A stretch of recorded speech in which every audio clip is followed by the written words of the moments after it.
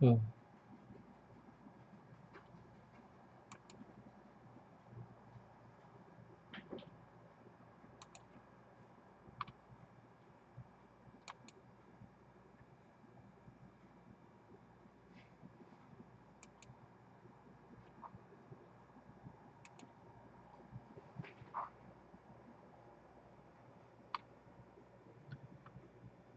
Hello, everybody. Sound.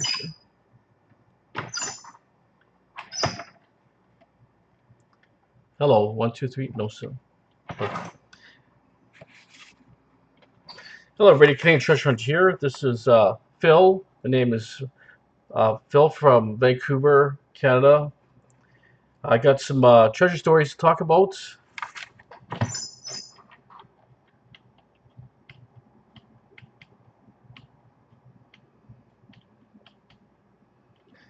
Okay, sorry about that. Yeah, with the delays, kind of made me screw up here. Sorry about that. This is Canadian Treasure Hunter here. I'm from Canada, province of British Columbia, and I'm in the city of Surrey. We're talking treasure stories by Canadian Treasure Hunter. First story is about a rare Russian gold diamond ring. It had two rubies. It was a half a carat mine cut diamond. This was a super awesome ring. Me and my buddy Dan were hunting the woods, and we kind of went both different ways. And I was looking at this area, and there was a bunch of logs and trees falling down, and I was going to jump over this big, huge log, and I said to myself, "Nah, maybe I'll go the other way." So I went the other way, and ended up finding this awesome gold ring, 14 karat, pre 1917. Just a beautiful looking ring. It had. I thought they were actually rubies, but when I talked to my jeweler and I did some research, it had a maker's mark of 56, and that meant it was pre 1917. So it ended up being synthetic rubies, and synthetic was really big in about 1917. It was kind of the newest thing, just like today's man-made diamonds is really pulling off, or tungsten rings. That's the type of things. But anyways, it's awesome. Like I say, I was going to jump over this big log, and I said to myself, oh, "That's an awfully big log. Maybe I'll just go the other way." And then went the other way and stumbled on this killer ring. That was an awesome. And I think my buddy Dan found some really cool coins that day today. So it was a good hunt. Also, I'll share another story here. Um, I did a lot of meltecting in the Okanagan, and one day I was treasure hunting, and I figured there's probably a beach about 500 feet long. What I'm going to do, I'm going to walk along that shore, and I'm going to detect a pathway of my coil about a 5 foot back and forth, parallel to the, I guess, the shoreline. Anyways, story short, I did end getting some coins, but two gold rings, and they were basically in about 6 inches of water. So it shows you what happens is when a surf is rough, that's being a lake, but they get a lot of winds, and what happens is the rings just get thrown right to the shore. So you don't have to go to your waist. You don't have to work the sand. It was really hot that day. I was cooling my feet off basically. I was just pulled up two beautiful gold rings. So that's one story. Another story I had. I'd like to first say hi to a few people. Everton Morales. He says, "Hi, bro. Hi to you. Maybe you can let me know where you're from." I got Fever for Adventure on. Looking good, Phil. Let's hear your campfire treasure stories. Awesome. Yeah, I was just a little shaky at the start here. I was getting you know how it is. I get a five second delay, and I didn't show. Wasn't sure if everything was on properly, but and my feed was there was a little delay on my audio and my picture feed. Anyway, so here's another one. There's another story here. We were treasure hunting one time. Me and my buddy, longtime bottle digger friend of mine. He hunted for over 30 years, and we were looking for a particular building in Chinatown. We were waiting for it to be torn down, but you know how things are. Things take forever. But there was a gap between a building, so I said to my buddy, "Hey, we're hitting a bottle trail really good. There was a lot of bottles coming out. We're getting China Farrow uh, bitter type bottles and early turn of century medicines and different type of bottles." So I told my buddy, there's so much garbage in this property. I said, "Don't throw the trash, between the building. Let's throw it in another location." So it ended up being we dug this super rare Charles Woodward's milk bottle, and this milk bottle is 1904, hand blown. There was only one or two known, Milk bottles down in Vancouver is very rare, and had a tie to Woodward's. So it's awfully historic, really cool bottle. It's a hygienic milk company. So it's a really, really cool bottle. And like I say, one or two known. I think the other one was a basically broken piece, and we got a whole milk bottle. So that's the story was good. So sometimes if you got a gut feeling and you don't want to, if your feeling is good, why don't you do it other way? Like, don't throw your trash there, because you never know, right? If we threw our trash there, we were dealing with timbers and lumber and so much garbage that if we would threw it there, we probably would have left it. Also got on the air is Golden Boy. What's up, Phil? What's up? Hey, Lee. I think that's Lee there. You know how it is. It's a hot day today. I turned my fans off, so I was trying to keep the audio clear, and now I'm sweating like a dog. But any gold for you there, Golden Boy? You can leave your comment there. And Everton Morales, I'm not sure where you're located. If you have a chance, let me know. Also, now we have another story here. The story is, remember, all these stories are true. They're not fake. They're true stories that I've done. Some are as long as 25 years or more. Some could be 1 or 2 years old. I remember, this is a story here. It's another bottle digging story. There's a couple in a row, and then there's some more metal technique after. But this one was, we were digging these rare soda pop bottles. They were Hutchison sodas. They were 1886. They were called M&D, Murchison and Duraw. They were super earliest pioneer sodas that were in Vancouver. And also I dug another one that same day, was the Vancouver Soda Water Works. These are the early pioneer sodas that founded Vancouver from 1886. So the story was, we were in Steveston, I think Trites and number 3, somewhere around there. That's before they beautified the shorelines. That time was all just industrial. We're talking about 20 years ago. Anyways, there was rumor there was bottles there, and anyways, I just got a hunch. I threw a probe in the ground, and we're kind of low tide. It's in all the weeds and so on. Ended up finding a big pocket of these soda pop bottles. There was about at least 30 or 40. I got a really nice Vancouver Soda Water Works, which was a super nice, super rare. It had like a star, pictorial star on it, but super early bottle. Same with an M&D. I think we got some on the side, which is rare, and some on the bottom. But that was an awesome adventure. We did get a lot of cool stuff. Golden Boy was saying comment, nothing since Ambleside. Haven't been on busy with work. So he hunted, I guess, local beaches, and I think he did pull up a gold ring last time. So now it's a bit slow because he's working. Fever for Adventure. Phil, the new Morgan Freeman storyteller. Oh yeah, okay, yeah. So that was a good memory, that soda bottles, because in the old days these bottles were so rare. There was like 1 or 2 known, and you could not buy nothing even if you had all the money in the world. So what ended up happening is, I wished for these bottles, and I did find them myself. Right, so awesome. So we'll move on to this other digging story. What was the title here? Let me just look here. 1,000, yeah, okay. It's digging 1,000 1906 straight-sided Coke bottles. This was a story. We did. I worked around a construction field about 25, 30 years ago, and I used to drive around town, and we'd look for bottles and digging sites, open excavations. So it happened to be digging for the Vancouver Canucks Stadium. So I was driving around. I saw this big glint of blue color, like blue glass. And we were thinking, what could it be? We were thinking Coke bottles. We weren't sure because we're looking from about 200 feet into a fence. And it was just so much. There's mountains and mountains of this glass. So it ended up being Coke bottles. There was I would say at least like 100,000 Coke bottles. They were blue, green, clear, off clears. There was mistakes, like they said property of Coca-Cola, Canada, with it, instead of the N's, there were D's. And there was also priority was purity. There's actually spelling mistakes on these bottles, believe it or not. They're not on the main Coca-Cola, but they're in the fine print on the base.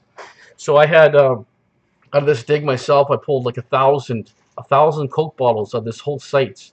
And then everybody got wind, and everybody started digging there. But I estimate about at least 5,000 to 6,000 blue Cokes, green Cokes, some clear. No ambers coming out, but they're all 1906 straight-sided, beautiful Cokes. If you would have saw these bottles, if anybody knows what a blue Coke is, if you're a bottle digger, they're beautiful bottles. Same the greens. There's lime greens. Lime green was the rarest. There was your dark green. There was emerald greens. There was about 4 or 5 shades of greens. It was just a super dig. And like I say, I one night I was digging there, and we had to climb the fence. Right, that time everything's fenced off. So me and my buddy, we had about 25 bags, and we had to climb over barbed wire fence to take these bottles out. So it was pretty cool. But ended up they dumped this all these bottle shards because it was somewhat contaminated soil, and it ended up being dumped to like a local area. And then we dug for weeks and weeks in these piles, and there was so many bottles coming out. But was just one super cool story. Um, and that time they were everywhere. They were ended up in actually even the captain. If anybody knows the captain, he even ended up with Coke bottles. Every antique store had them. So it really gave a lot of bottles to local collectors. And before that, it was being such a rare bottle, so they were pretty pricey before. The price went down, and now the price is really high now. So shows there's so many Coca-Cola collectors out there. Also, Oliver Lake silver ring return. I was in Oliver Lake. This was probably about 5 years ago, and I see a boy, and this boy was actually flipping like a flounder, just flipping and flipping like a fish. And at least for 10 minutes, just diving and flipping, and he was panicking, and I'm thinking, what's wrong? What are you looking for? So I said to him, what are you looking for? He says, I lost my ring. My grandpa gave me a ring, and I lost it. It was a silver ring. I said, really? Oh, okay, let me see if I can find it. I'm mail tech that time. So I said to the little boy, I said, hey, where'd you lose it? He said, I lost it over here. So I'm thinking, okay, let me find it. Anyways, where he lost it and where he's diving, he's like 30 feet from where I actually found it. So it shows you people think they lost it in one location, and you could think, well, it's not in a 10-foot section, but it's 20 feet away. We also have another guy, Uncle Jeff's World. Hello to you, sir. Thanks for coming aboard here. So it was awesome. Like I say, it was pretty awesome. Anyways, when I returned it to the boy, his grandpa met him at the shoreline, and his grandpa had a really super happy smile on his face, like he was stunned, speechless basically. And the kid was kind of stunned, and the father was happy. He had a real good smile, and they all took off. And I guess the ring could have been somewhat sentimental. Maybe the father got it passed to him, then he passed it to his grandson or his son. Probably his grandson, I think. He looked more like a grandpa, very old guy. So that was an awesome ring return. You like rings returns like that, like I say, they do keep you going, right? I mean, it's really exciting to see someone get their sentimental stuff back. So that was a pretty memorable story. Another one here was we did a soccer field. We had a new guy called Efren. We had Roberto. We had Dave the Dude. I'm not sure who else. Oh yeah, we had Ming. Ming was there. So we did a soccer field. It was a couple years back, and to be honest, the field was really poor. It didn't have many coins. It looked like it might have been hunted, but the first target, Efron, like he was sitting there for at least 15 minutes trying to pull his target. I'm thinking, what's going on? What he got there? And he just couldn't find the target. So I said, okay, well, I pinpointed for him. I said, dig here. He ended up digging a 24 karat gold ring, like a size, like a donut style, probably about 10 or 15 grams, 24 karat Asian gold. Just a beautiful looking ring. So I'm just thinking, if he ever gave up that target, it would have never been found. So me going out my way and helping a new guy out, he got a beautiful prize. It probably paid for his metal detector. So that was amazing. So also the same field, Roberto ended up finding a gold band with some small stones in there. And that was about, I would say, 25, 30 feet away, just by the goal hoop area. So it's just a really weird field. And all of a sudden, I said to myself, I gridded everything really good, back and forth, and Roberto finds some bling, and he found he found a silver cross. And anyway, I said to myself, I'm not leaving until I find a gold ring, because this field was so good. So I sat there like for a long time, but I said to myself, I heard this target, it sounds so good. I was using the Coin Master, and the Coin Master is just working so good. It was picking all the coin up stuff, but it just had a super nice sound. I said, this has got to be a gold one. So it ended up being a gold wedding band. I think it might be 10 karat or something, but It was down deep. It was down about 7, 8 inches. So it's been there for a while, and it had just a beautiful, sweet signal, and super happy. So like I said, if you're determined in the hobby and determined to hunt and spend the time, do your research and homework, the stuff is out there. And patience, there's a lot of patience. And if you get to sites that there's activity, it could be really good, just do some gritting, get in there, work slow, and overlap your swings. And even if you don't do it all at one time, go come back several other times, because a lot of times guys are swinging super fast, or they're running almost, and they say there's nothing there, or they find a few pennies and they say, hey, there's nothing there. But my theory is, like I say, work it hard, grit it really good. You'll find what you're looking for. Also, another one here. It's kind of a story. It's if you ever come to construction sites, Zedzik, how good morning to you. Nice to come aboard on here. Awesome, nice to see you there. Uh, Glad you came aboard. I'd like to say, like I said, if you ever watch demo sites or places where they plow, say they plow a field or they tear a house down, they spread the soil out, and then you come back, you don't see nothing with your eyes, and you're thinking, well, there's nothing there. Come back on a rainy day, especially a rainy day will cover marbles, coins, artifacts. I remember one time, hey, Alex, treasure hunter, what's up? Hey, what's up to you? Everything's good here. I saw your latest video, the one you're looking at, that early cross that had the Thunderbird on there. Awesome looking thing there. It's probably a fairly old item, but it could also have been an item that's not super old. It's just made out of a pewter or a pot metal. That was kind of my opinion, but it could also be older. But anyways, like I say, a heavy rain will bring out artifacts, beads. We used to dig in Chinatown, find little Fantan beads, little gambling beads, just super, really cool stuff, little medicine bottles. But what we would do, if they ever came to a site, we knew it was a bottle site, and it put dirt piles, and a lot of times the dirt piles, you don't see nothing, it looks pretty clean. After heavy rain, you might see bottles sticking out. So, like I say, after heavy rain, that's your best bet.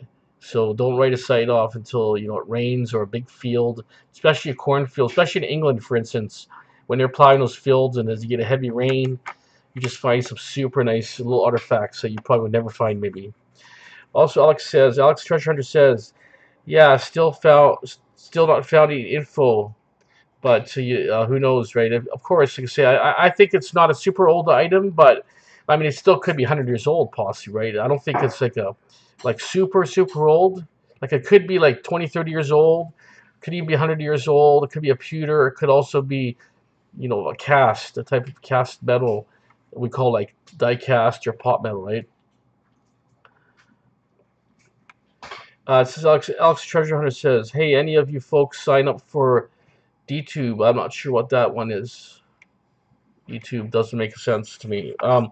Also, so that's a good location. I have another site we did. It was in Chinatown. We're looking at, yeah. See, Alex was guessing the 70s for his item. Found that pennant, so it's possible 70s. Yeah. This next one is about I was on Cordova Street. It's actually torn down. It's long gone, dug out. There's actually a building standing there, but it was a bunch of we called cabins. There was about 8 little buildings. Went back to about turn of century, and all between the buildings had pathways and walkways, right? So imagine like 8 little tiny shacks, like size of maybe a shed or a garage, on this standard lot. But anyways, I remember one day, like I say, my buddy found a well up the street, and he said there's nothing there. So I threw my shovel in there. I found this really cool soda pop bottle. It's only half a block away, and somehow they missed it. They were digging this well, so it was an 1890s internal threads, like a Thorpe and Company soda, super early soda. But anyways, so we ended up we saw an empty lot that was torn down fresh, but the cabins were originally there. So I went there, put my shovel in the ground. I was getting coins, large pennies, little nickels, old pennies also, right? And marbles, especially lots of marbles. But anyways, what ended up happening on this property, like they must have did a lot of gambling there. So everybody got wind of this. Everybody started digging there. It was like 10 people digging there. They were digging, the odd, not a lot of bottles, but they were getting marbles, all from the turn of century marbles to about 1930. So they had like I would say about 200-300 marbles or more, maybe a lot more, maybe like 500-600 marbles, but all beautiful marbles. And there must have got at least 100 silver nickels. And there was guys sifting the soil. They were sifting the whole soil down to about a foot. They found a couple handguns there, a lot of gambling beads, also mahjong. Mahjong is they were made of some were like a bone ivory, some were made of like ebony wood, right? They're finding gambling pieces, but shows you, you know, these were like a rough part of town back then. There was a lot of people there, a lot of people gambling. There were probably prostitution, all that was there, right? So it was definitely one of those awesome find sites where you could dig there and sift for days and days. But no gold coins, but there was a lot of silver. I bet you there must have been at least 300 or 400 silver coins, and you couldn't metal detect it because it was so trashy. It was nails, it was everything you could think of. So there was guys metal detecting, there was guys sifting, guys were digging, but just a lot of beautiful stuff came out for coin wise and just little artifacts. Zedzik says, "Are you finding treasure while working?" Well, I am finding treasure while I work, but I'm not getting super old houses no more. I'm getting more of a 1960s, 1970s houses. I'm not getting a lot of the really old timers, but once in a while I get lucky. If the person's a pack rat and you get a bunch of contents and it's old or collectible, you just never know. Every house, every address I go to could be something. You never know. You just gotta look. Fever for Adventure. Do you know of any more places you can sift or look for bottles? You know what? Most of Vancouver, as you know, Vancouver gets built up pretty fast. All the buildings get torn down. Just nothing could stay empty now. All the parking lots in Vancouver, they're disappearing. So if you just take a drive to Vancouver and just look, I mean, one day there's a parking lot there, and next day there's a hole in the ground like 50 feet deep. So um, I would say just best bet is just working. If you're gonna do any type of sifting, like I say, maybe a ghost town. If you went to a ghost town area and you're in the middle of the town or under an old porch, if there's a bunch of stairs there in the porch section, you can sift that down to about a foot. If you get to a clay layer, like a hard pan layer, then you're at the bottom. But if it's just brown, black dirt and it goes down, keeps going down to 2 feet, sift it right down to the bottom, because usually these items over time, they get filled in, accumulate, dust settles, or organic matter, it just gets buried out of sight. Also, another story here, I call it the druggie's couch. We used to do drywall tear-outs in houses years ago, and ended up went on to one house. It was just like a standard house, a bunch of junk, and people squatting there, furniture, and just probably bums living there. But anyways, Alex says, well, I can continue here. Alex Treasure Hunter, sign up for DTube. It's only 3 days old, and I made $5 in 10 minutes. It's pretty cool. The money is spread to the creators. Make account through Steam it and be one of the first. So yeah, okay, I'll have to look into that. And Alex the Treasure Hunter says, I'm not affiliated. Okay, I understand. So it's called DTube, so Delta Tube. So anyways, try that out. So anyways, getting back to the story, there was people squatting there, and it was messy, it was dirty, but when we come to a house like that, we see a couch, you always flip it over. Well, we flipped this couch over. Believe it or not, we probably got about $200 in pocket change. Toonies, loonies, quarters. There's so many coins in this couch, right? So we're thinking maybe the guy was stealing everything in the neighborhood, breaking the cars, and we sleep on the couch and dropping his change, right? So everybody's scrambling. My workers just going and scrambling. I got that. It's my toonie, my loony, back and forth. And so anyways, we ended up getting all these coins. And anyways, we're stripping the drywall. We're throwing everything out of the house. I look at the shelf. I see this, like a freezer bag. It looks like crushed glass in there. I'm thinking, what is this stuff? Is it drugs? I said, I don't know. I never seen it before in my life. So I go to my worker. Is this drugs? She said, no, there's no drugs like that. But it ended up being, to be honest, crystal meth. It was about a freezer bag over half full. And the reason why I know is I remember seeing on TV there was a drug bust, and it showed they confiscated all this crystal meth. So anyways, long story short, I found this big bag. I threw it out the window, threw about a ton of garbage all over it. Then it's the druggie comes back to his house, and I'm thinking maybe he's looking for his drugs. So he says, He was freaking out because the house is 2x4s, insulation is 3 feet off the ground. He's freaking out. But I asked him, "What are you looking for?" He said, "I don't know." He wouldn't tell me. I knew what he's looking for, but anyway, I never told him, man. That went all to dump. That's poison. So like, that was one good one, right? So he probably got, who knows what happened to him, but I'll tell you, I never seen this stuff in my life. What it was, and it ended up being, like something like probably like half a pound of ice. They call it crystal ice or something, crystal meth. But that was a pretty classic story. But we did get lots of change. That was cool to find change in that couch. You just never know what you find.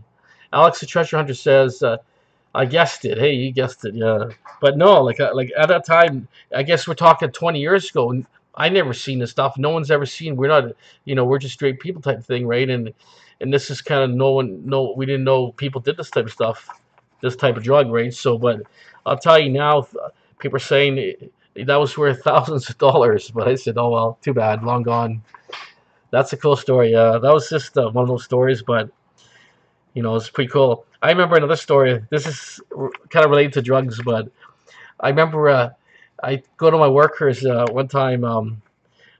I go, I think this is a drug house. You go, no, this can't be a drug house. That time when I started about 15, 20 years ago, every demo house was a grow up. So you go in there, everything's broken. There's 3 feet of dirt on the ground. There's wires and transformers. Everything's smashed with axes, right? And they're moldy, of course. So they got to be torn down. The garbage houses, right? So this one was clean, like clean as a whistle. So, anyways, I go to my worker. There's drugs here. There got to be something here. This is suspicious, this house. So I'm smashing the ceiling out. A bag of marijuana falls to the ground, and I never seen my workers so happy in their life. They're like the Candyman came to them, and I was just like, it's just hilarious. So when I told you, man, this is a drug house. They go, oh yeah, you're right. How'd you know, Phil? But anyways, we ended up breaking this wall apart, and there was a 2-foot crawl space. The guy, I guess he must have made money there, and he left all the lights hanging there. He was like a little mouse crawling in a grow up, and it was about 2 feet tall. The lights are probably 6 inches or a foot above the dirt. I mean, I don't understand what this guy was doing. Usually I do a lot of scrapping. I will take the transformers and sell them for scrap. But I would even go in there. It's just so hard to get in there. I don't know how this guy worked in there, but it was so stupid. But anyways, my worker said, Phil, yeah, you knew, he said. But that was pretty cool. And the guy was a pretty straight guy, because I met the guy, and he was so straight, like an honest guy. And no, but he said the house got to be torn down right away. I said, okay, that's what we're doing. That's what we're here for, right? But that was just some of my stories. Is there any other questions? Hiding places are cool. Yeah, of course. I'll tell you a story of a hiding spot. I did a job about a couple months ago, and I was looking at the chimney, and it looked kind of funny, like it had a clean out. So I pulled the clean out. Then I looked inside. There was this shiny metal box in there, but I couldn't pull the box out because the hot water tank was against it. So I'm getting so excited. I'm thinking there's a big cache of money or gold or jewels, or just like my heart's beating crazy. So I'm cutting the gas line, trying to get the stupid stove, a hot water tank away. So it ended up being the hot water tank. Got it away. Pulled this box out. It was asbestos lined for heat. It was a professional hiding spot. It was a beautiful metal box, but empty, nothing in it. I'm just thinking maybe the guy who installed the gas, the hot water tank, stole the guy's money, maybe, or the guy cleaned it out 25 years ago or 20 years ago when he put a hot water tank in there. Just a really, really weird thing. But when I saw that secret hiding spot, I was like, wow, we might get lucky here. But no, it was nothing. I thought maybe coins, or you never know what it could be, right? Those hiding spots are cool when you find them. I found hiding spots that are kind of like, I remember looking under a shoe case where shoes would be by a door. I looked under the shoe rack, and I could see a little like a thing where you could put your thumb, like a little hook that hooks your thumb, pulled it out, and it was just a perfect cutout for about $5,000 in cash, velvet lined, empty, nothing in it, but it was a secret hiding spot right at the front door where the shoe rack was. So it was cool to see that, right? But I had that feeling that maybe I would find it, and if I get a feeling in these demo houses, usually I'm pretty lucky, or I do find something. But what really bugs me is if I go to a house and I get a hunch there's something there and I can't find it. That's the problem, because usually it's just something there. Uh, also, also, Alex the Treasure Hunter says, "Dude, I love your streams. Thank you very much." Also, Z6 says, "Must watch this again." LOL. Write down some stuff. Yeah, I'll tell you, hiding spots. When I find them, they're there. I remember I was doing this job in Richmond, right? And you know, when I do an inspection, I'm really thorough. I check everything. I look every nook and cranny. I check everything out. So the story was, I looked at this up the staircase above a closet. It just kind of, I can see seams. I pulled it out. There was a hiding spot, and okay, I found it. So I put it back. There was nothing there. It was cleaned out. But anyways, prior to that, I had a feeling there was. I opened this vent in the laundry room. When I looked in the vent, there was couldn't see nothing. It was dark. So I'm talking to a neighbor. He knew the guy lived there. It was an old guy that apparently stashed. He said $70,000 there, right? That was what he said. He said there's a hiding spot. He told me right away there's a hiding spot here. He says, "Yeah, I found it. There's nothing in it." He says, "Oh yeah." So I showed him, and he says, "Yeah." And anyways, then I said to him, I looked in the air vent. I looked everywhere. There's nothing here. Just, you know, I had a feeling there's something here, but I couldn't find it. So we flashed in the vent a bit, and I go, "What's there?" There's bottles in there. There ended up being four 26 ounces of whiskey. There was two Bacardi rums.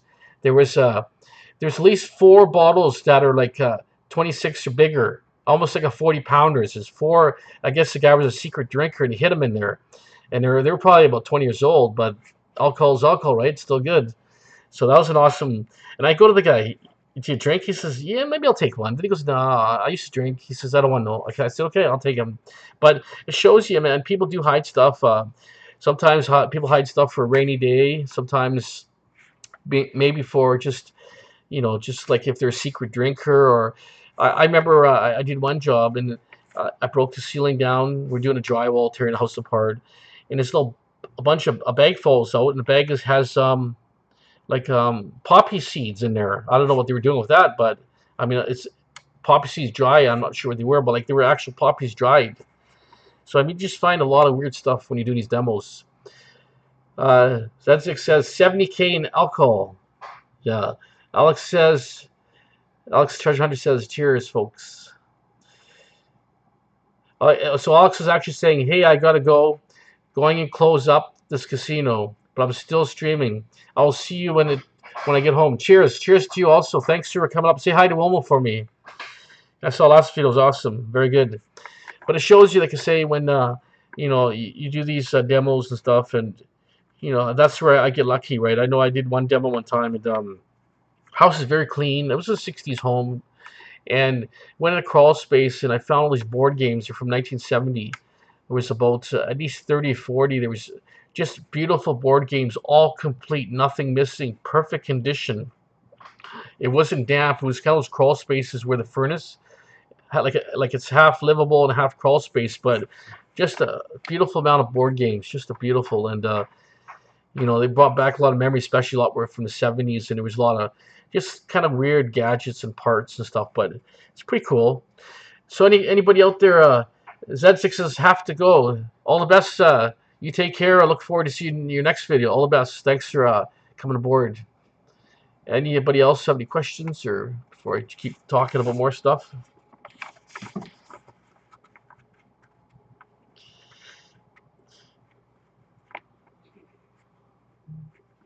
Oh, the Iron Kiwi. Hey, dude. How you doing? Glad to see you here. Um, so how you been doing? Are you been making any more anvils or any kind of cool projects on your videos? I know I've seen some of your, especially your artwork is pretty talented, right? If anybody out there, the Iron Kiwi, he's a fabricator, a welder fabricator, and he makes some incredible stuff. He made some cool anvils. Also is a good painter, so he has videos on making metal projects. He makes like also like making oil paintings. So he's a good guy. If you want to see his channels, the Iron Kiwi, awesome guy. Fever for Adventures. I'm drinking tea and I'm waiting for more stories. You know what? I had 10 stories. I'm thinking maybe if I could do them in an hour, like I'm water mouthing too fast, probably, right? But I'll make up whatever I can remember, right? You know how it is. I'm thinking, oh, I should have added this to that. Should have added to that. But you know how it is. You know, most of these are all memories, and none of them really kind of they're long gone history type things that you know they're all pretty old memories now. But if I had YouTube on some of these memories, you know, I could document it all. I've started document. If you stream back the last 3 or 4 years, you'll see a lot of house demo materials and finds. Darren Kiwi says, sorry, keyboard stopped working for a second, no problem. Then and Kiwi says, I just went to an auction last weekend and got 43.3 grams of 14 karat. Awesome, man. That's a big haul there. And also, he says 43 gram 14 karat gold bracelet for $50. Oh, that's even better. Awesome. Even though it was in a lot. Wow, so you did awesome, really good. You got a good score there for $50. I got Chris Turner for the Ring Fighters. Hey, Chris, how you doing? Hope you're feeling better. But yeah, like I say, it's just an awesome these adventures, right? And Iron Kiwi says just put up a video. It got appraised. Oh, I just put up a video. Okay, you put a video up. It got appraised $4,500. Oh, okay, good. So that your gold turned out to be $4,500 in appraisal value. Well, that's awesome. That's a good video too. I'll have to watch that. Are you got any more metal projects or anything to do? Anything that's going to want to tell my viewers or anybody here streaming to any upcoming things? Also, we have CT Relic Digger in the house. How you doing? Good evening. Ringfinder says working on a GoPro's video should be good. How's the stream going? Awesome. Stream is going good. It was a little shaky at the start. It's just, you know how things are once you start set it up here. There was a lag here for a second. It wasn't showing my picture or sound. I was a little bit worried, but it worked out good. CT Relic Digger says hello, people. And Chris, I guess you're feeling better. Awesome, good. Yeah, I'm looking forward to see that your GoPro video, Chris. Once you get that put together, and it'd be awesome video. So guys, stay tuned for that video. I guess you don't have the title yet, right?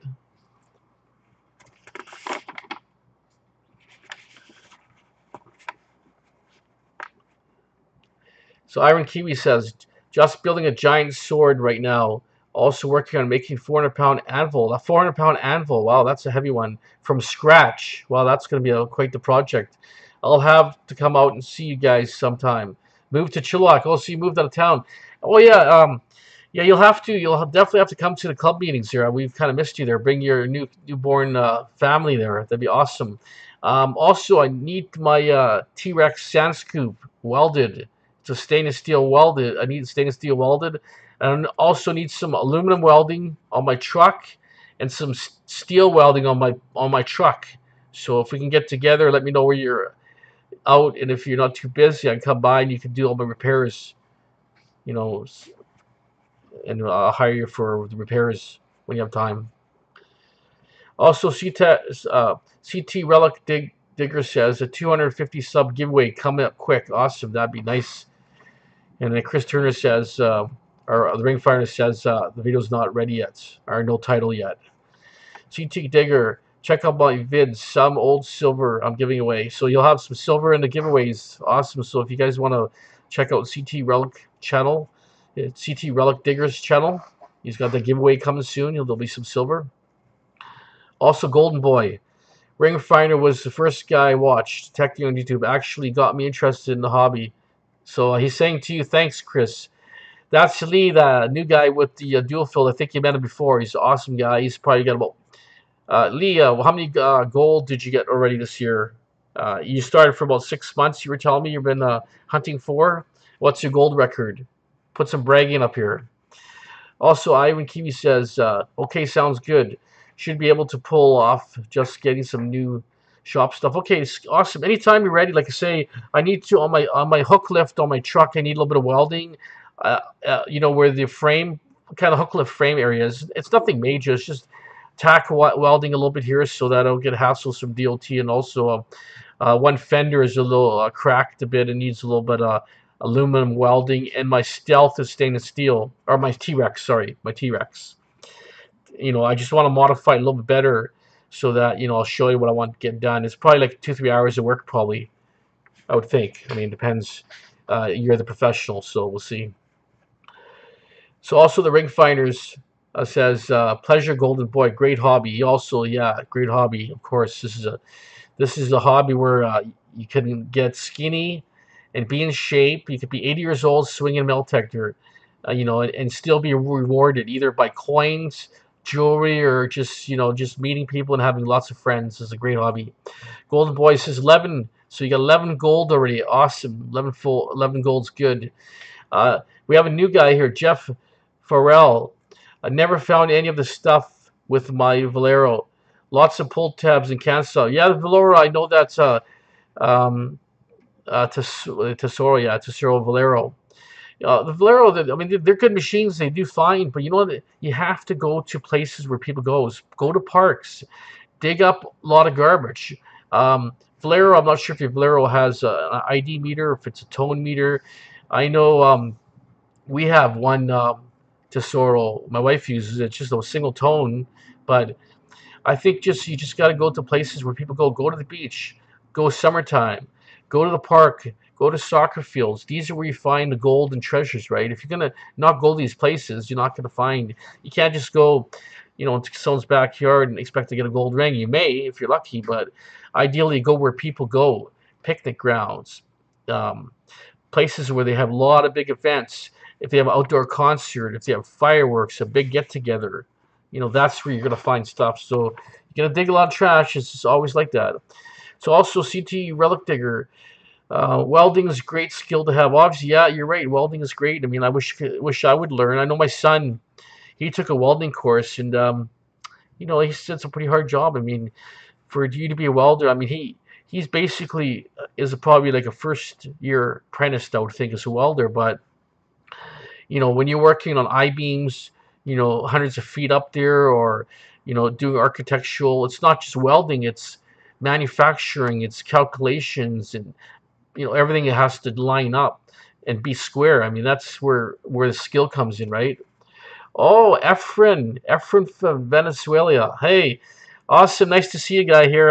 I hope you got a mail detector here. I know I met Efren in the Dominican Republic. I was mail detecting. He had his beautiful wife with him, or his girlfriend, and I don't know if I did show you the gold ring I found, but I did find a gold ring, I think, when I met you. I hope you did get a detector. I know you're in a food cart type business there. Did you get your mail detector? You can answer to me when you're ready. So Iron Kiwi says, absolutely, I need to get another detector as I sold my AT gold before he moved. I just want to get something simple, Padre or CoinMaster. Yeah, you know what? CoinMaster is a really good machine. It's such a basic machine. I found so much gold with my CoinMaster, more than my E-Track. We're talking land. On water, MineLab is really good, and my PI dual field is awesome. It depends on what type of water I'm working. If I'm in lakes or whatever, PI serves its purpose, and its Excalibur serves its purpose. CT Digger says, dig them all. Gotta dig the trash to get the treasure. You got it right there. Awesome.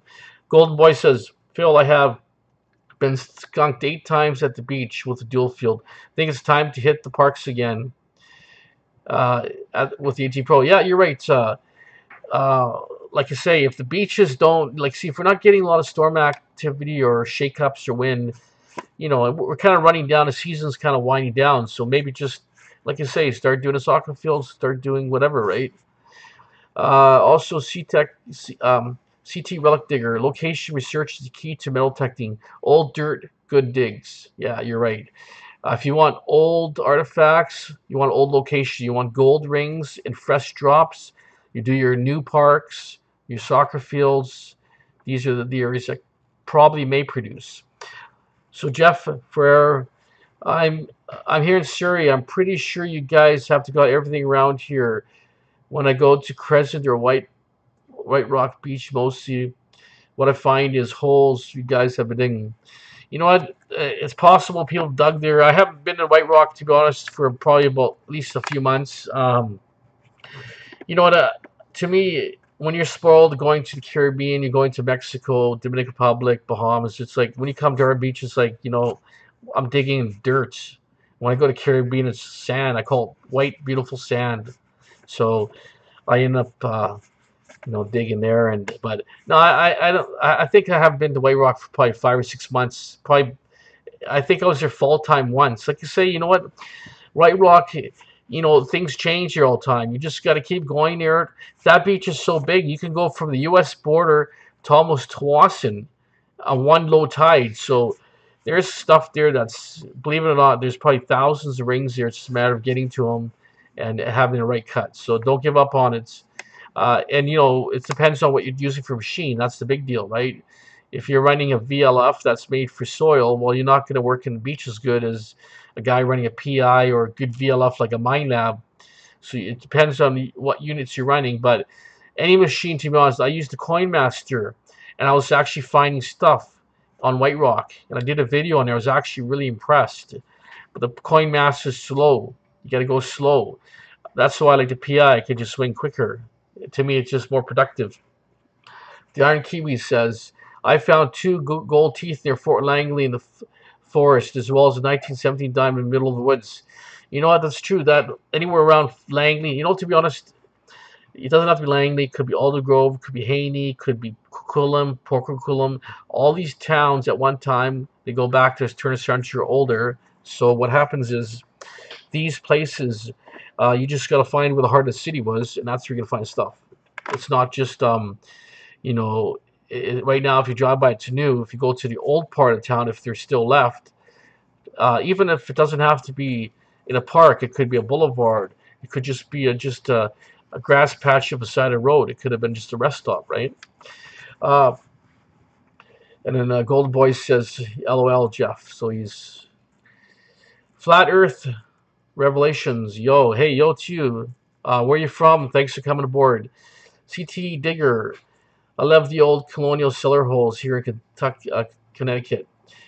Hard finding a virgin site hasn't been hit out there. Yeah, you're right. Like I say, a lot of these sites you just got to go back and you got to just kind of work patiently, because what will happen is, as like frost or erosion, sites will actually open up, or you'll find better targets. What you'll have to do is probably have somewhat an iron audio, so you're going between all the trash. I know the Garretts have a pretty good iron audio, so what you end up doing is you just listen for the iron and listen for the little tweaks. When you hear a few little tweaks in there, then you work between the iron. But no site's ever dug out, so you can hit these sites over and over and still come up with something. You're not getting handfuls of treasure, but you still may get a few good targets, right? CT Relic Digger. Okay, I got that one. Your Flat Earth Revelations. Sup, brother? Just passing by to show some love with some factual information. I have a question, dude. Anytime, give me a question. If I can help you or answer it, I will.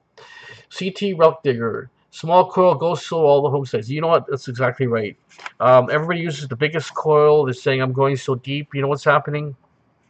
Big coils, you're losing the smaller stuff, or you're actually losing the stuff on the surface. So I know my buddy Roberto, he has the AT Pro. He uses the 5x7. Very small coil. Still goes down. I've seen a large cent go down a foot. Actually dug a couple large cents, at least a foot or more. And it goes between the iron so good. So we're actually probably picking up the AT Maxes. We're waiting for the second delivery, not the first one, because I think there's a bunch of bugs still in the units. So when the AT Max comes out from Garrett, we're going to order a bunch with a small coil. So that's what we're hoping for. Probably closer to November, I would think.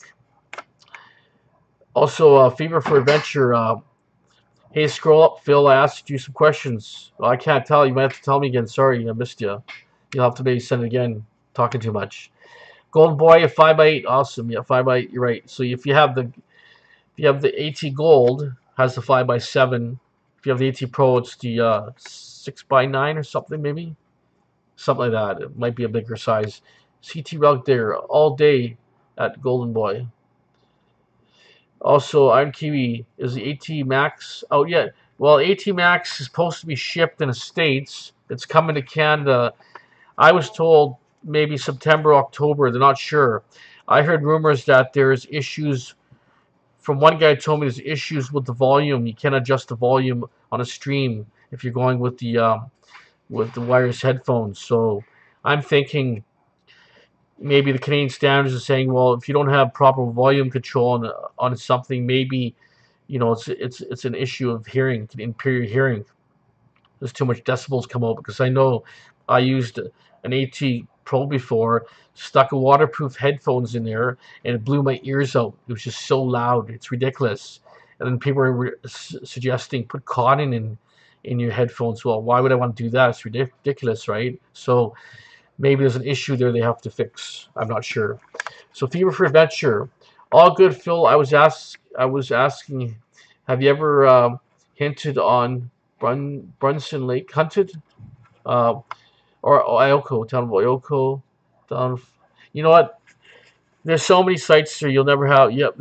You never get them all. Like I say, I know the area's old. Some of that area is native land, so you just got to be careful on where you're hunting. I know we found an awesome area and ended up being native land, and we pulled. First, we didn't really know, right? But anyways, we did the metal detector, found a lot of silver, a lot of cool stuff. Went back to about 1900 or 1890s, and it was actual picnic ground or some sort of campsite. But they said, look, it's native land. Sorry, you can't be here. And I asked, okay, well, is it possible I could, talk to someone for permission? They, they told me, she said, I'm on the board, and I'm gonna say no. So I said, okay. I said, well, can I pay my way to hunt on this land?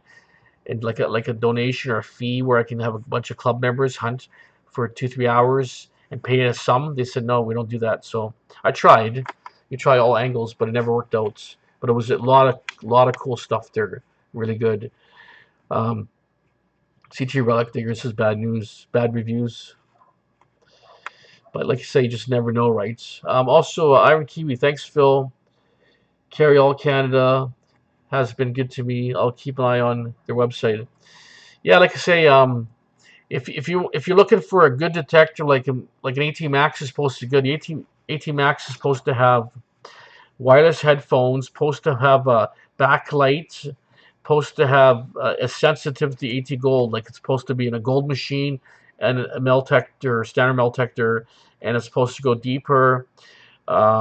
It's true all metal mode. There's a lot of features on there. Probably I'm missing some, but it sounds like it might be the machine. So, until we order one and try it, I know Roberto's so successful with his AT Pro. I mean, he's found like incredible stuff with his. So it's a proven the machines do work, right? But like I say, we'll see. The ring finders missed the message. CT Relic Digger, cool stream, good chat, thank you. Ring finders, Phil, those two lakes are closed to detectorists. Yeah, Ioko, you're talking about, okay, like White Pine, or yeah, I understand their GVRD, you're not allowed to metal detector. I remember on White Pine I detected there, and they said no, you can't be detecting here. So, it's the problem is some of these lakes you can't detect, right? I mean, it's whatever their policies are, you have to go by them, right? Yeah, I know when you saw the GVRD, yes, you're right. But anyways, like I say, the key thing is just get out there and just, my theory is if you get out there and expect just to have fun, don't expect the best, because if you get there and think you're getting a gold ring, you don't, you get disappointed. So ideally, just go out there, have fun, go with your friends. Like, guys are so secretive in this hobby, right? Don't be secretive. Get 2 or 3 of your best buddies together. If he finds a gold ring, share the happiness. If you find one, they share the happiness, right? So sooner or later, it's your turn, his turn, their turn, right? That's how it is. It's never, so if you're really good, I'm sure sometimes you get lucky, but I've seen it go around. I've seen where I get gold. I've seen where Dave gets gold. Roberto gets gold. Roberto had a 2-month slump. He didn't find anything for 2 months. Nothing good. So, slumps are there, just like anything else. Fever for Adventure. Hey, Phil, my brother-in-law, went to some I think a mission somewhere near the Ruskin. He metal detected the shore, found 7 rings, but got moved off because, yeah, I know that dam you're talking about. Buddy went there. They were doing they're upgrading a dam there, and it used to be a swimming hole or something. But my buddy went there, hunted there, and he got kicked off. It's a construction site. It's probably long gone now, but it was a construction site, and they kicked everybody out. You couldn't hunt there. But yeah, you're right. I heard my buddy checked it out there, and like I say, got kicked out also. Also, CT relic digger. Too funny. Big coil and deeper signals. Crap. Yeah, you're right. My oldest coin and relics were 46 max. You're right. If you're looking for a dime at 12 inches, not virgin soil, maybe on a plowed field. Yeah, you're right. Like I say, to be honest, coins, if it's original soil, a lot of times 3, 4, 5 inches, 6 inches, you're gonna get it. That's usually where the hard pan or the really hard soil sets. And if you're digging stuff down a foot deep, you know it's gonna be filled. There's fill on top there. But you know, if you're looking, where you can tell is if you're digging pennies at 8 inches that are from the 70s, not a good sign. You know, your deep, just other stuff's gonna be out of reach. But if you're getting, you know, silver coins 3 inches down and the soil's hard, well, you know, you can work that settle pretty quick, right? If it's trashy, it might be a little bit harder. So Jeff Ferrara says, I love the world's largest collection of antique beer tabs. Yeah, yeah, right. There's so many, right? And you know, I'm noticing the actual pull tabs, very new pull tabs, they sound like garbage. In my PI, they're spitty sounding. They're actually the amount of aluminum in there is so little. It just spits, right? So now with the old ones like the beaver tails, they sound really loud. But the new ones with my PI, I could just go there and it just goes pop, pop, pop, pop, pop, pop. I know it's garbage. So they're getting just so cheap now. The metal's getting less and less metal content. You still have the same shape, right? It's just it's not solid metal no more. So maybe it's gonna get better, right, for us. Golden Boy says, haha, yeah. CD Relic Digger, 3 thumbs up. Yeah, yeah, you're right. They started with these pull tabs. Well, they originally had a cone top. Cone top is maybe 40s, 50s, maybe. Then it came to pull tab. You had the beaver tail. Then there's actually the square type pull tab. There's probably about at least six or seven kinds, right? Now there's a really big one. Looks like a long tongue on there with a big ring. You think we got a ring when you see it. Just a stupid item they designed here, and it sounds so good, right? CT Relic Digger says, I have a 5-gallon bucket full of old square nails. I've dug, I mean. Yeah, you're right. Square nails are awesome. Every time I dig them, they're cool items. And like I said, in the old days, they were saying they would take these colonial homes, when they moved out, they would actually burn it down and pick up the square nails out of the dirt. Because they were they were forged. Each one was hand forged back then. So what they're doing is they're actually recycling the old nails, right? I don't know if they'd be still good, but I guess they were solid iron. I remember finding a square nail, must have been off a dock or something. I found in the woods, and this thing was like about 7 inches long, a square nail, and I found 2 of them. They were perfectly straight, just beautifully preserved, and you could just see how they go out and they taper down. You know, just a beautiful, beautiful square nail. But I found it in the woods, and there was nothing, only these 2 nails in the woods, nothing around there, no signs of homes, right? So you don't know. Fever for Adventure says, Phil, are there some areas in Lower Maine that would you like to hunt to a detector? That's a good spot for people don't hit much. You know what? I think, you know, everything was hit in the 70s, in the 80s, and then there was a big wave in the 90s. And since the diggers came out in the last 5 years, there was another big wave for treasure hunting. So I'm thinking, you know, you just gotta have to research. You know, there is stuff everywhere. Believe me, there's still stuff there. It's just, you know, these big parks are so big, you can't hunt them out. You know, you just gotta go carefully and just, you know, dig carefully and make sure you cover your trash. You know, take your trash with you. Dig half circles carefully, you know, and just, you know, and you know what I'm saying. Work an area, work another area, work another area. Don't put 50 holes in 10 by 10 area. You know, you're gonna wreck the grass. Just go spread yourself out a bit. You know, work an area and go, you know, work another area and just whatever. Because sooner or later, if you don't get all that trash out, you're not going to find, right? Also, the Golden Boy says, I need to learn the sounds on my dual field. I dig way too many tabs and caps. I cannot distinguish between items. Well, you know what? Bottle caps sound good, especially if you're getting like, I think the Heinekens, they sound really good. Coronas and Heinekens. And there's some other ones that have a foil top on there. The foil top's on there, can't decipher. The foil, it sounds too good. Um, it's just, they sound good. Pull tabs, I can say, beaver tails, I can't. The older ones that are solid square ones, can't tell. But the new ones, I can tell. The really, really new ones, they're half the weight and size. They'll spit. Whip your detector back and forth a bit. It will start to spit. But what I do is I swing faster. I don't think swing slow. If you swing slow, you're gonna dig every piece of trash. So you gotta remember that. Swing faster, back and forth. Swing it fast. If you hear a slight little spike that's a little bit higher pitch, come back, reanalyze it. Anything's muffled sounding. I showed you before, right? Anything muffled sounding, it's gonna sound like crap, right? But you just don't know. Just if you're in doubt, dig all, right? But I can go to a place and dig tons of trash, but I'm also digging good stuff too, right? It's just a matter of when I'm eliminating these pull tabs because I'll go back just to double check, right, to be safe. Also, if you're for adventure, what ghost towns have we hit? If you hit to detect any good stories of that, oh yeah, the only story I have, one ghost town. I think it might have been maybe like somewhere like it might have been Blakeburn or something. There's nothing left there anyways. I went there with my buddy Jerry and we hunted a little bit. Didn't find nothing, but I was looking at the bank and it was erosion in the bank and I found a Hudson Bay bead. It was a little cobalt blue bead, and it was it got to be maybe turn of century, 1880s, 1890s. It looked like kind of like an oval little bead. It was cobalt blue, and I recognized it. It's a Hudson Bay bead. So I didn't find no treasure there, but I found a bead, so it was kind of cool. But it was a trading bead, right? They used them to trade with the natives, and they would make bracelets and necklaces with all these fancy glass, and they'd get other things to trade, right? Could have been just furs, who knows what, right? But they were called trading beads.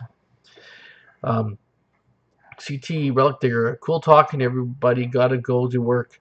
Well, that's great. Great, you're working there. Thanks for coming aboard. I appreciate you. If you can always stream a little bit later, and I'm not gonna go too much longer today. I gotta do a couple things. I was just hoping to get a few stories in. It's nice to just share stories and stuff. But thanks for coming aboard. I'll be looking forward to see your I think 250 subscriber prize. Your silver. That'd be awesome to see that. So you have a great day. Thanks. Also, Jeff Ferrer says, I love to dig all signals. Mine is a beep and dig. Yeah, that's right. But you could set your discriminator, those tesoros, you can set your discriminator higher and still kind of knock out nails and not lose our new money. See, that's kind of the thing, is they're set up a little different, those tesoros. What you should do is you could knock out bottle caps, but what you should do is make sure your toonies and loonies come in.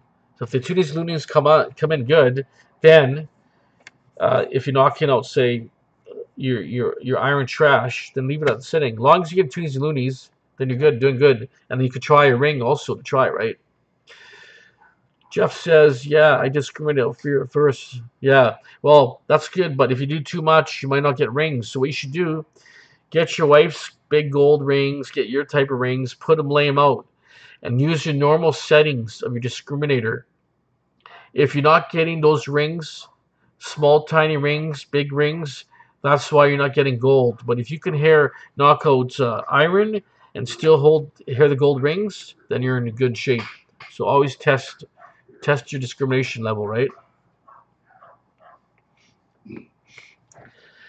But anyways, yeah, it's getting hot and stuffy here. Actually, it's getting hard to breathe here. It's just so hot in my house here. It was actually over 30 today, and it's just like the weather. It was last week. It was like 20, 22, and then all of a sudden it went like someone turned the heat on. It went to 30, 32. I think it was 33 yesterday. It was around 31, 32 today. So definitely still summer here. But anyways, any other thing Jeff says also, lots of pennies. Valero will discriminate between silver and aluminum if set right. Yeah, that's good. Well, aluminum, see, if it's can slaw, if it's some pull tabs, don't discriminate the beaver tails because it gets some old beaver tails. If you lose a beaver tail, you'll lose your gold rings. If you discriminate the square, the real cheapos, they're really light, and discriminate those, but like 50-50, don't discriminate 100%. You're going to lose. So discriminate the really newest pull tab, just so it's kind of poppy a bit. Then try your gold rings. If you're picking up gold rings and discriminating some of the pull tabs, then you're okay. But you gotta remember, you're losing charms, chains, maybe big diamond gold rings, like not big gold, but big diamonds you're missing, and earrings. So you gotta be careful. So you have to just get your test thing. Maybe you should do is bury something into like a little test guard about 3-4 inches, right? And see what happens, even 5 inches, because you may hear it loud on the surface, and 4 inches down, you will not hear it at all. So you never know. So we new person on here, Wendell Hose, there, metaldetectinghunter.com. Great site to check out. Yeah, we'll have to check it out there. Yeah, awesome. Thanks for coming aboard. Fever for Adventure. Have you thought of starting up coin roll hunting when you have nothing to do? Well, you know what? Coin roll hunting here, well, we don't have pennies for one thing. Nickels don't excite me. What am I going to find? A 67 nickel, a rabbit? What am I going to find? Um, Even if I found a 30s nickel, they're not worth nothing. I can get a bag full of 30s nickels for like 50 cents each, 25 cents each, right? Our coin roll hunting is just, forget it. There's, it doesn't really exist here. I mean, in the States, you have, you're going to have a wheat cent. Well, the wheat cents, they're not really that valuable. I mean, you could find a wheat cent and buy them in the States all day long for like a quarter. You basically get them in circulating condition anywhere. It doesn't matter the age unless it's a rare date. But most of the time, it's all common stuff in the 40s, 50s, and 60s, right? So to me, it's just a fun thing to do, right? Sure, but we just doesn't exist here in Canada. You might be able to get $half if they're still out there, right? I know they make the 50-cent piece, but I don't know, to be honest. To me, it just seems like a lot of work, and then you gotta go to the coin store. Then you're losing 20%. It's ridiculous. Or you have to roll them up, take to your bank. So it's like unrolling, rolling them up, taking your bank, or losing 30%, right? I remember I took my American coins to the bank, to a coin machine, right, like a coin store. They took like $25 out of my loot. I said, forget that. So I took all the change out, and I took it to the store, $5 change, $2 here, whatever I spent it, right? Same when I went to to Bahamas. I found tons of coins. I just bought pop in a pop machine, chips, whatever, because they're Bahamas money. It's like equal to American money, right? So, but if I take the quarters, American, I can use them here, but I can't use their money. So all their money went to buy pop, candy, whatever, in the pop machines. And Jeff was saying, gives me good excuse to go buy a 6-pack and do some testing. Yeah, exactly, right? 6-pack. But yeah, you're right. It's just like I say, depends where you're located. I mean, in the States, you got $half, and they're getting some 40% silvers. I think 1970 and older to 1964 to 1965, 1970. I think is 40%. From 64 and under is 80 or 90%. So there's a chance there, but like I say, it's people enjoy doing it. It's something to do, right? Also, Iron Kiwi says, "Yeah, man, off to bed too. Work early tomorrow." Okay, thanks again, Corey. Thanks for coming aboard here. I really appreciate you coming and saying hi, giving support to our channel. We're gonna, like I say, in this channel, we're gonna try to bring up stories and things that happened in the past. Talk about, whatever's on people's minds. If you want to talk about a certain metal detector, if I have any experience in the goods and bads, maybe what I could do. And we're gonna have some prizes here. Also, here we're gonna have some prizes and giveaways we're going to do. Hopefully, we just build our channel a little more, and people can understand, that we enjoy the hobby, and we have a lot of experience in treasure hunting. It's not like we came from nowhere. You know, there's a lot of guys out there been hunting for years. So thanks again, Corey. All the best. You have a good night. We'll definitely talk to you again. So anybody else want to say something before I signing off here? I have to do a little bit of actual my own work. I got to write a bunch of reports. I got 4 or 5 reports to do, inspection reports. So it's gonna keep me busy. Fear for adventure. It's raining outside. Go enjoy it. Is it raining really? They talked about rain, so that's kind of that's okay. You know what? That's okay. I don't know if I told you I picked up a minivan, so I got rid of the Volkswagen.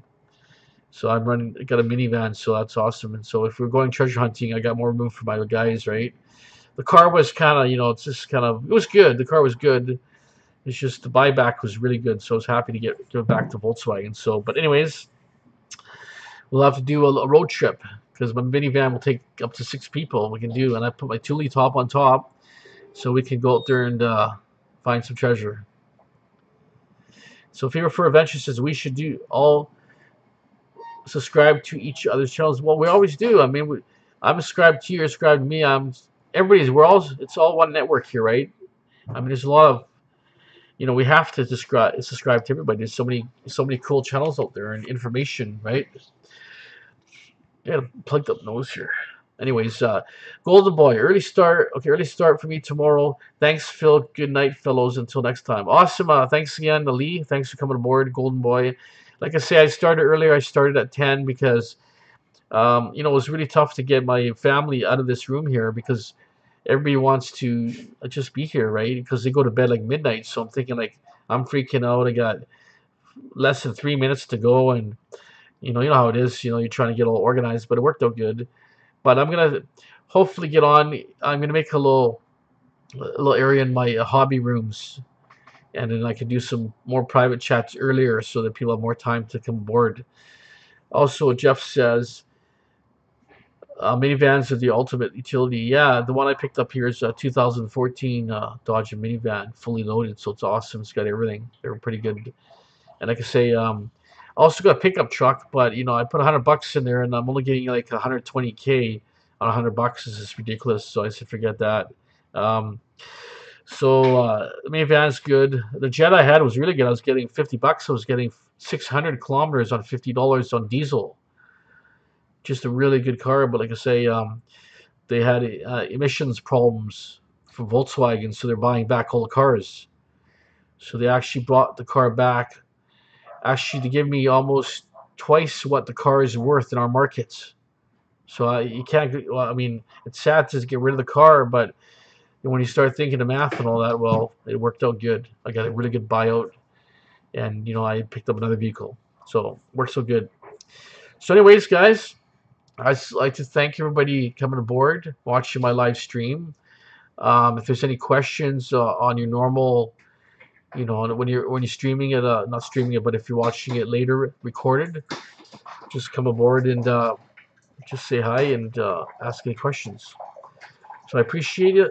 Everybody come aboard. All the best, and everybody have a good night. And also, we'll keep in touch here for adventure. You have a great day, and let's go gold panning. Hopefully the water's low enough. Let me know when you want to go. All the best, guys. Good night. Have a great day.